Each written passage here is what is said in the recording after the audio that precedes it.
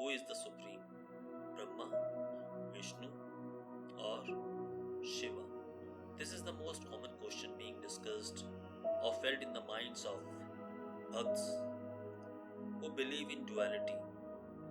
Well, I agree that our sages should have come up with only one God so that it would have been easy to understand and follow. But they could not do that because they were the scientists of the highest level and they knew that divinity can be further fractioned in the three forms. Finally, our great sages and scholars left us with the three most precious divine energies: Brahma, Vishnu, and Shiva. Now, is it possible to differentiate the three energies which are bounded closely to each other? Well, let me introduce myself. My name is Ashutosh Mishra. I am born in a Brahmin family. I believe I was supposed to read all the Ved and Upanishads, but unfortunately, neither our education system provides us that facility, nor our society insists us to do the same. I consider this to be unfortunate, but I believe we all should try to read, if not Ved, at least Vedant, or if not Vedant, at least Brahma Sutra, or nonetheless, Bhagwad Geeta is easily reachable to every one of us. The reason of non-compulsion is simple. Our Sanatan Dharma is not actually a religion by default. It is just a way of living. In computer terminology, we call it as a root directory or a root folder. Now the question arises as how to understand the philosophy of Brahma, Vishnu, or Shiva. And who is the Supreme? See, Brahma is the creator, so he must be the Supreme. But lotus does not grow out of his navel. Rather, lotus grows out from the navel of Vishnu, which then becomes the seat of Brahma. So Lord Vishnu becomes the Supreme.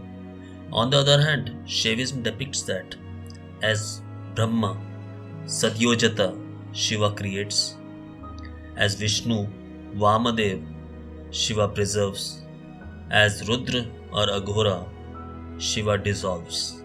There are three supreme forces of the universe called the Trimurti, the Trinity, which doesn't imply three different gods. Rather, it implies three different aspects as viewed by us of the same one God. So, who is the Supreme? Let us discuss more.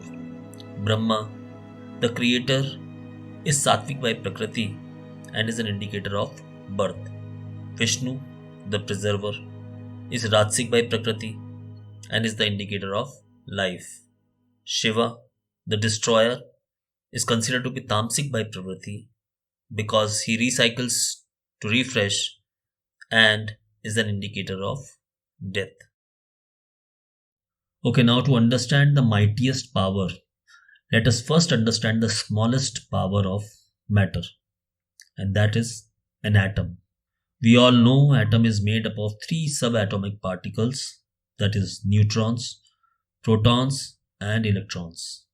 We all have read about atoms and molecules in our middle school, but many of us might have forgotten as what is the structure of atom. So let us revise. Atom consists of three basic particles: protons, electrons, and neutrons. The nucleus of the atom contains protons, that is positively charged, and neutrons with no charge. The outermost region of the atoms are called electron shells and contain the electrons negatively charged. Talking about the stability of an atom, the protons stay together in the nucleus because the strong force opposes and overcomes the forces of repulsion from the electromagnetic field.